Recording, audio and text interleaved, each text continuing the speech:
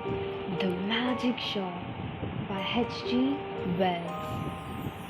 I had seen the magic shop from afar several times. I had passed it once or twice. A shop window of alluring little objects, magic balls, magic hens, wonderful coins, ventriloquist dolls, the material of the basket trick, packs of cards that looked alright, and all that sort of thing.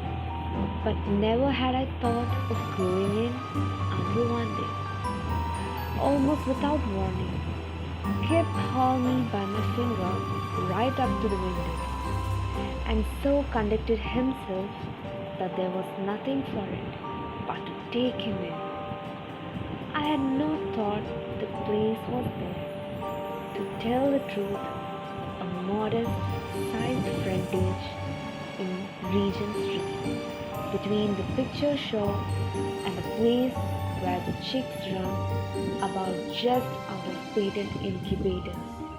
But there it was sure enough. I had fancied it was down nearer the circus, or round the corner in Oxford Street, or even Holborn, always over the way, and a little inaccessible it had been, with something of the mirage in its position, but here it was now quite indisputably, and the fat end of Gibbs' pointing fingers made a noise on the glass.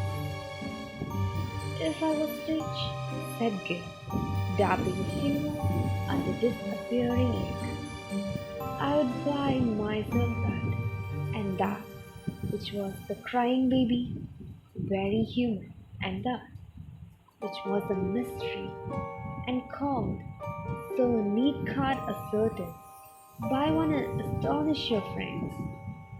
"Anything," said Gibb, "will disappear under one of those coins. I have read about it in a book. And there, Dada, is the vanishing halfpenny, only they have put it this way up so we can't see how it's done." Gibb, dear boy, inherits his mother's breeding, and he did not propose to enter the shop or worry in any way. Only, you know, quite unconsciously, he lugged my finger downward, and he made his interest clear. "That," he said, and pointed to the magic bottle. "If you have that," I said, and which promising inquiry, he looked up with a sudden radiance. "I could show it to Jessie," he said, thoughtful as ever of others. "It's less than 100 days to your birthday, Gibbs," I said, and laid my hand on the door handle. Gibb made no answer, but his grip tightened on my finger, and so we came into the shop. It was no common shop, this. It was a magic shop, and all the prancing precedence Gibb would have taken in the matter of mere toys was wanting. He left the burden of the conversation to me. It was a little, narrow shop, not very well lit, and the doorbell pinged again with a plaintive note as we closed it behind us. For a moment or so, we were alone and could glance about us. There was a tiger in paper mache on the glass case that covered the lower counter green, kind-eyed tiger that waggled his head in a methodical manner. There were several crystal spheres, a china hand holding magic cards, a stock of magic fish bowls in various sizes, and an immodest magic hat that shamelessly displayed its springs.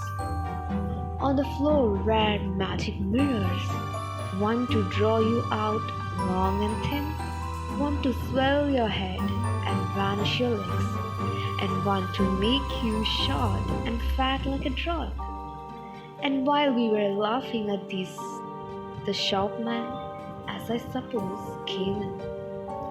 At any rate, there he was behind the counter, a curious, sallow, dark man with one ear larger than the other and a chin like the toe cap of a boot. "What can we have the pleasure?" he said, spreading his long magic fingers on the glass case. And so, with a start, we were aware of him. "I want," I said, "to buy my little boy a few simple tricks." "Bigger than name?" he asked. "Mechanical? Domestic? Anything amusing?" I said. Said the shopman, and scratched his head for a moment, as if thinking. Then, quite distinctly, he drew from his head a glass ball. "Something in this way," he said, and held it out. The action was unexpected. I had seen the trick done at entertainments endless times before. It's part of the common stock of conjurers, but I had not expected it here. "That's good," I said with a laugh. "Isn't it?" said the shopman. Gip stretched out his disengaged hand to take this object and found merely a blank palm.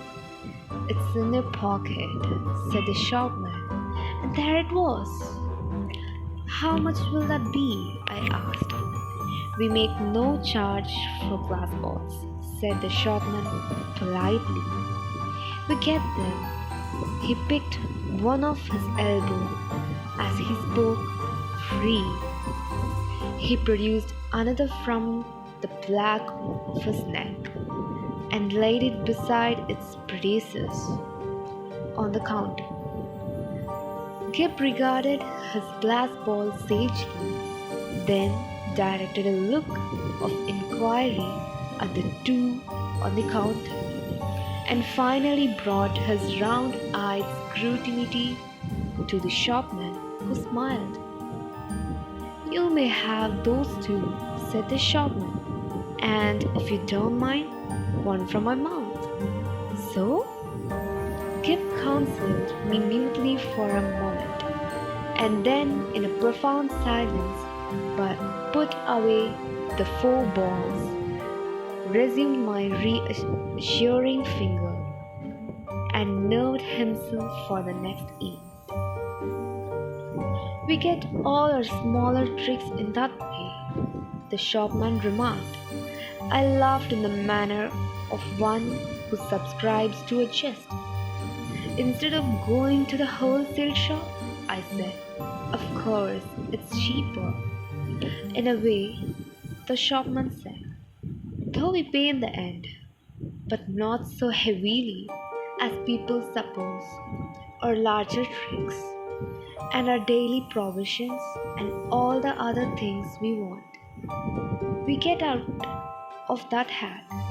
And you know, sir, if you excuse my saying it, there isn't a wholesale shop, not for genuine magic goods, sir. I don't know if you noticed our inscription, the Genuine Magic Shop." He drew a business card from his cheek and handed it to me. "Genuine," he said, with his finger on the word, and added, "There is absolutely no deception, sir." He seemed to be carrying out the joke pretty thoroughly, I thought. He turned to Gip with a smile of remarkable affability.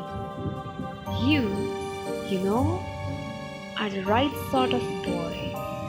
I was surprised at his knowing that, because, in the interests of discipline, we keep it rather a secret even at home. But Gip proceeded in unflinching silence. keeping a steadfast eye on him. It's only the right sort of boy gets through the doorway. And if by way of illustration there came a rattling at the door and a squeaking little voice could be faintly heard. Yeah, I wanna go in there, Dada. I wanna go in there. Yeah. And then the accents of a downtrodden parent urging consolation and propitiations. It's locked, Edward, he said. But it isn't, said I. Is it, sir? Said the shopman. Always for that sort of child. And as he spoke, we had a glimpse of the other youngster, a little, white-faced, pallid from sweet eating and over-sampled food, and distorted by evil passions, and ruthless little egotism, pawing at the enchanted pain. It's no good, sir, said the shopman, as I moved with my natural helpfulness doorward, and presently the spoiled child was carried off howling. How do you manage that? I said, breathing a little more freely. Magic, said the shopman, with a careless wave of the hand, and behold, sparks of colored fire flew out of his fingers and vanished into the shadows of the shop. You are saying, he said, addressing himself to Gil, before you came in, that you would like one of our buy one and astonish your friends boxes? Gip, after a gallant effort, said, Yes, it's in your pocket. And leaning over the counter, he really had an extraordinarily long body. This amazing person produced the article in the customary conjurer's manner.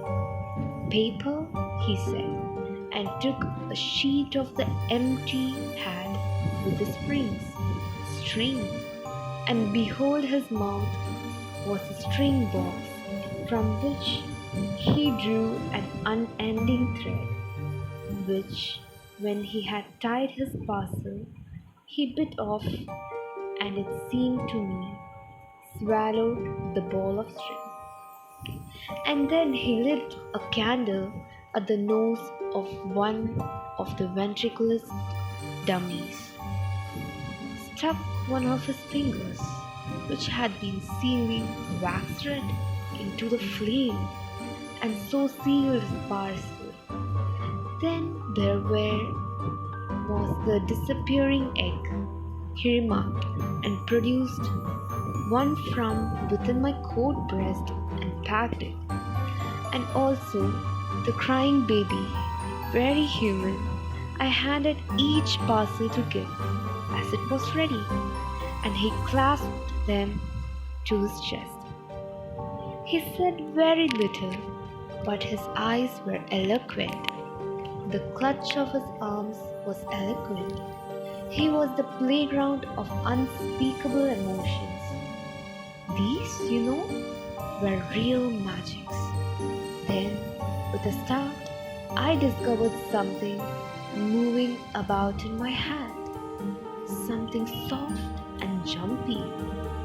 I whipped it off, and a ruffled pigeon, no doubt a confederate, dropped out and ran on the counter and went, I fancy, into a cardboard box behind the papier-mâché tiger. Tut tut, said the shopman, dexterously relieving me of my head address. Careless bird, and as I lived nesting. He shook my hat and shook out into his extended hand 2 or 3 eggs, a large marble, a watch, about half a dozen of the inevitable glass balls, and then crinkled paper, more and more and more, talking all the time of the way in which people neglect to brush their hats inside as well as out, politely, of course, but with a certain personal application. All sort of things accumulate, sir. Not you, of course, in particular. Nearly every customer. Astonishing what they carry about with them.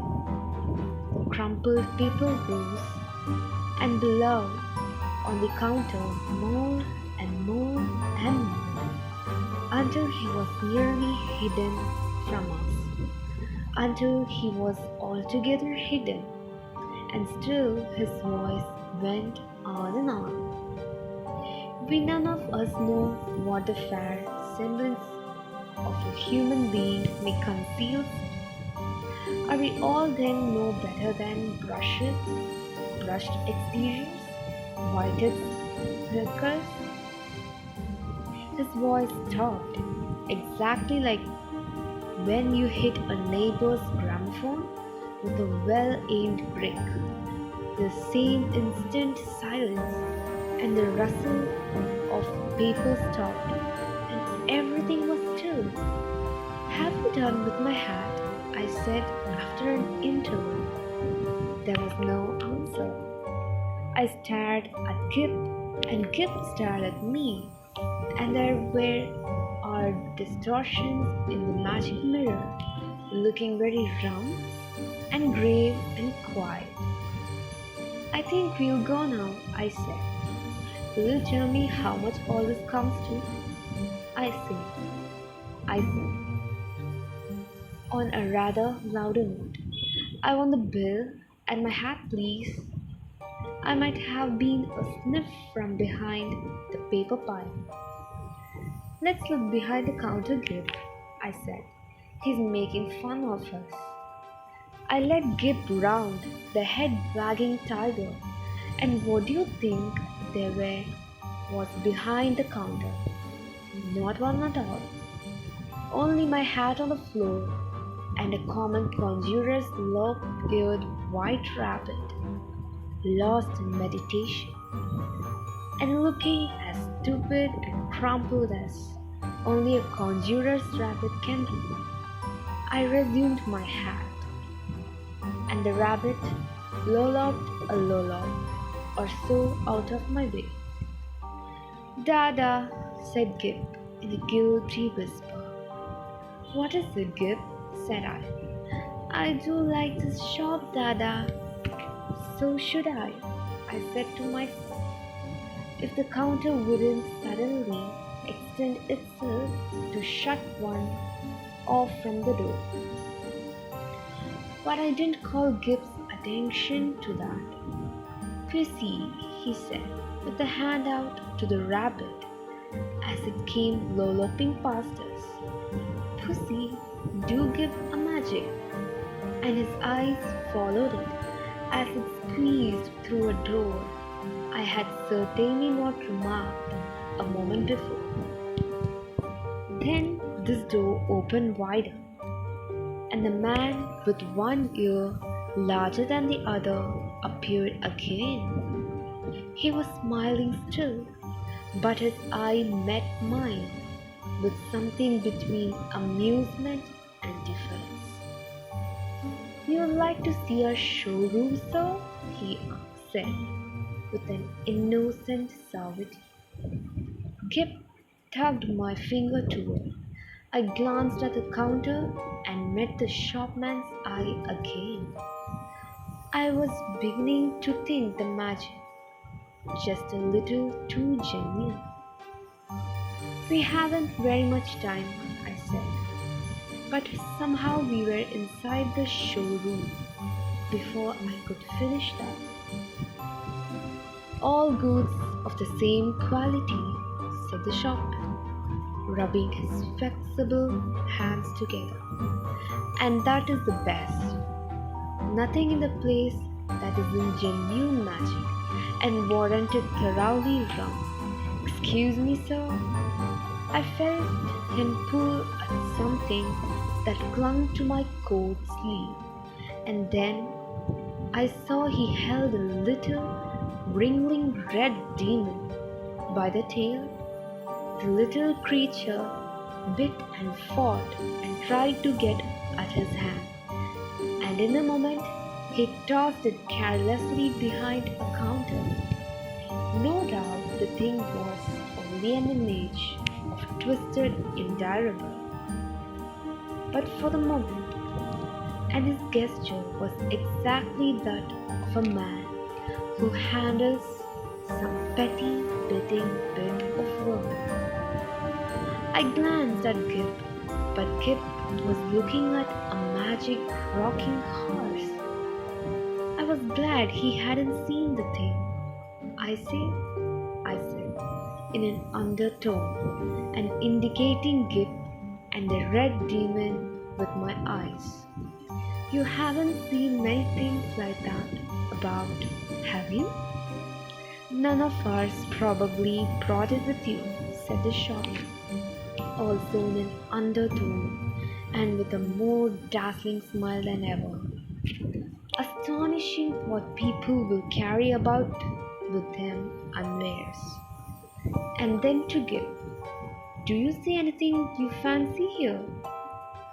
There were many things that Gip fancied there.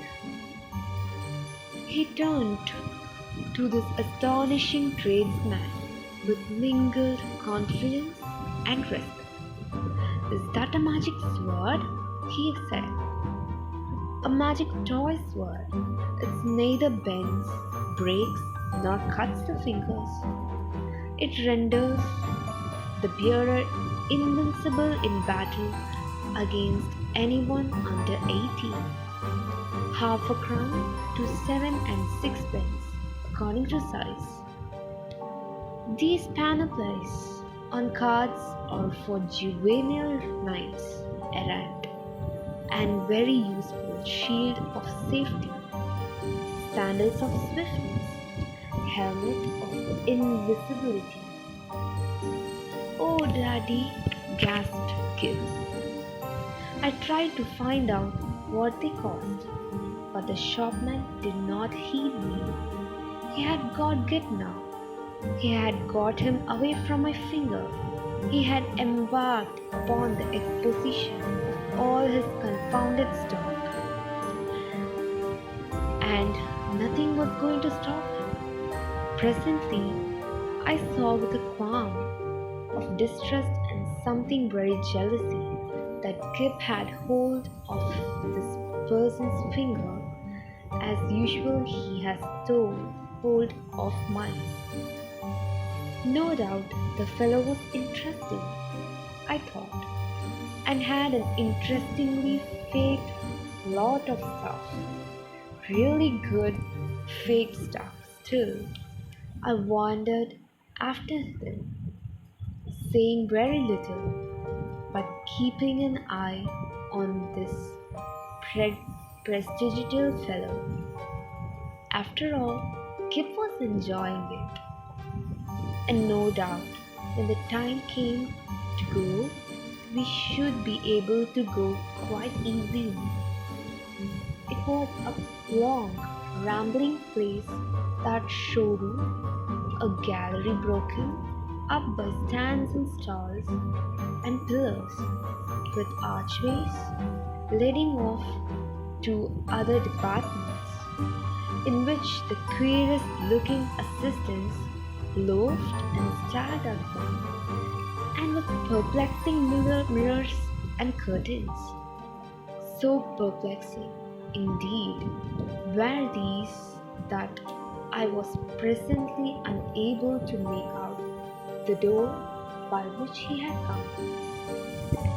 The shopman showed Gib magic trains that ran without steam or clockwork, just as you said, the signals, and then some very, very valuable boxes of soldiers that all came alive directly you took off the lid and said, I myself haven't a very quick ear, and it was a tongue twisting sound. But Kip, he has his mother's ear gotten in no time. Bravo, said the shopman, putting the men back into the box unceremoniously and handing it to Kip. Now, said the shopman, and in a moment, Gip had made them all alive again. You'll take that box? Asked the shopman. Well, take that box, said I, unless you charge it full value, in which case it would need a trust magnet. Dear heart, no, and the shopman swept the little men back again, shut the lid, waved the box in the air, and there it was, in brown paper, tied up and with Gibbs' full name and address on the paper. The shopman laughed at my amazement. This is the genuine magic, he said, the real thing. It's a little too genuine for my taste, I said again. After that, he fell to showing Gib tricks, odd tricks, and still odder the way they were done. He explained them, he turned them inside out, and there was a dear little chap nodding his busy bit of a head in the sagest manner. I did not attend as well as I might. Hey presto, said the shopping man, and then would come the clear small hey presto of the boy. But I was distracted by other things. It was being borne in upon me just how tremendously rum this place was. It was, so to speak, inundated by a sense of rumness. There was something a little rum about the fixtures even, about the ceiling, about the floor, about the casually disturbed chairs. I had a queer feeling that whenever I wasn't looking at them straight, they went askew and moved about and played a noiseless puss in the corner behind my back. And the cornice had a serpentine design with masks altogether too expressive for proper plaster. Then abruptly my attention was caught by one of the odd-looking assistants. He was some way off and evidently unaware of my presence. I saw a sort of three-quarter length of him over a pile of toys and through an arch, and, he was leaning against a pillar in an idle sort of way, doing the most horrid things with his features. The particular horrid thing he did was with his nose. He did it just as though he was idle and wanted to amuse himself. First of all, it was a short, blobby nose, and then suddenly he shot it out like a telescope, and then out it flew and became thinner and thinner until it was like a long, red, flexible whip. Like a thing in a nightmare it was. He flourished it about and flung it forth, and a fly fisher flings his line. My instant thought was that Gib mustn't see him. I turned about, and there was Gib quite preoccupied with the shopman, and thinking no evil. They were whispering together and looking at me. Gib was standing on a little stool, and the shopman was holding a sort of big drum in his hand. Hide and seek, Dada, cried Gib. "You're he." And before I could do anything to prevent it, the shopman had clapped the big drum over him. I saw what was up directly. "Take that off," I cried. "This instant! You'll frighten the boy. Take it off." The shopman, with the unequal ears, did so without a word and held the big cylinder towards me to show its emptiness, and the little stool was vacant. In that instant, my boy had utterly disappeared. Perhaps this is just something that comes like a hand out of the unseen and grips your heart about. It takes your common self away and leaves you tense and deliberate, neither slow nor hasty, neither angry nor afraid. So it was with me. I came up to this grinning shopman, kicked his stool aside. "Stop this folly," I said. "Where is my boy?" "You see," he said, still displaying the drum's interior, "there's no deception." I put out my hand to grip him, and he eluded me by a dexterous movement. I snatched again, and he turned from me and pushed open a door to escape. "Stop," I said, and he laughed, receding. I leapt after him into utter darkness. Thud! Lord bless my heart! "I didn't see you coming, sir." I was in Regent Street, and I had collided with a decent-looking working man, and a yard away, perhaps, and looking a little perplexed with himself was killed. There was some sort of apology, and then Gibb had turned and come to me with a bright little smile, as though for a moment he had missed me. And he was carrying 4 puzzles in his hand.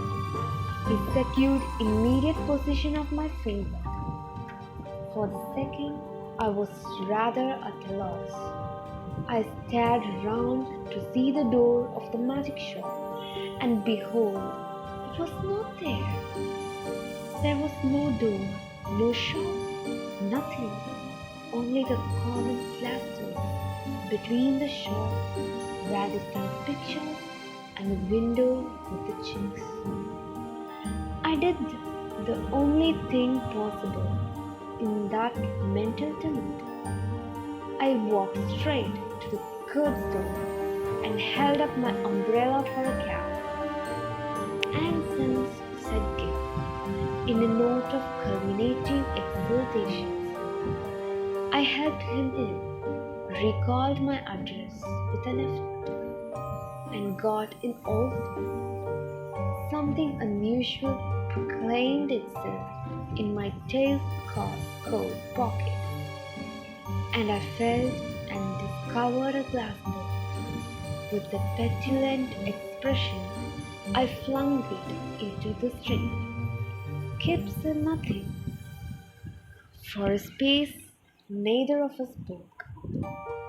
"Dada," said Gibb, at last, "that was the proper shop."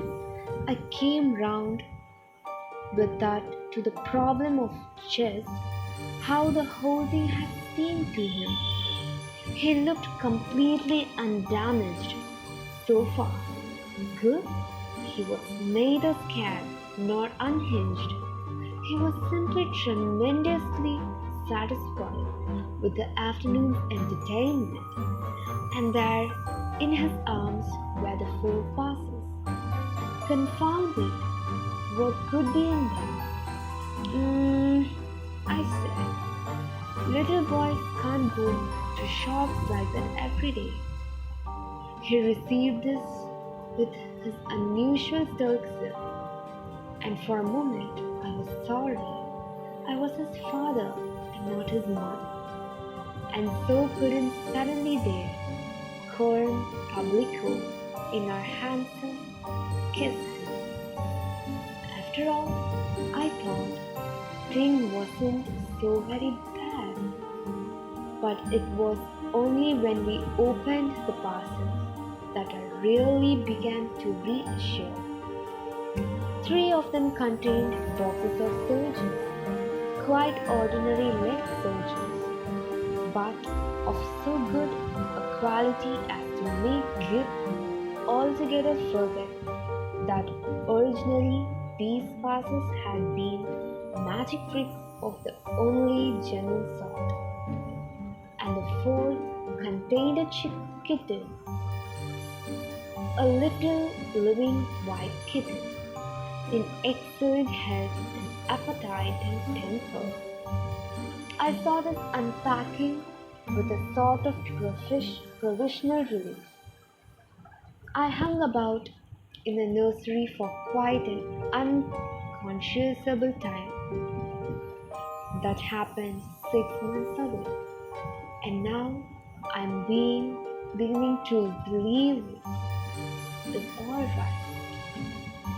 The kitten had only the magic natural to all kittens, and the soldiers seemed as steady a company as any colonel could desire.